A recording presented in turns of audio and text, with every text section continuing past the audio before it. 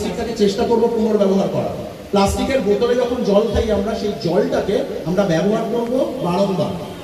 প্লাস্টিকের বোতলটাকে জলের আমরা কোন সংরক্ষণ করি? আমরা এক গ্লাস জল দিয়ে অতিথি এলে সে দুটো চুমুক খায়, বাকি জলটা নষ্ট হয়ে যায়। আমাদের প্রত্যেকটা পদে মানুষ হিসাবে ব্যর্থ তো হয়েইছি, ছেড়ে দিন, কিন্তু প্রকৃতিতে আপনি ভেবে দেখুন, করোনা আমাদের কি দেখিয়েছে জানি না, একটা জিনিস করোনা দেখিয়ে দিয়েছে যে এই পৃথিবীতে মানুষ যদি না থাকে তাহলে পৃথিবীর সবচেয়ে বড় মঙ্গল।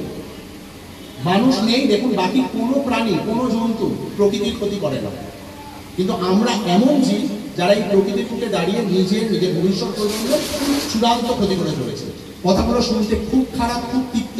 আমি যাওয়ার সময় বলে পালিয়ে যাবো ওই কারণে, যাতে আমার গালাগালটা সামনে দিতে না পারে। কিন্তু আমি খুব হাত জোর করে বলছি আপনাকে, আমি কিন্তু নিজের হাতে ফ্লুরাইড আক্রান্ত শিশু দেখেছি আমার এমএসসি করার সময়।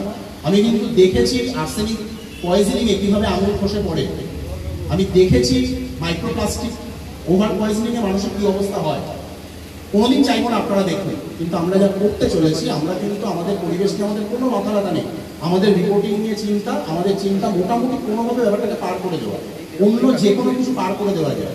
যা আপনাকে সরাসরি প্রভাবিত করবে, আপনার সন্তানকে প্রভাবিত করবে, সেটা পার করা যায় না, জাস্ট যায় না। ফলে আজকে থেকে অন্তত কিচ্ছু না কারণ সচেতন হন।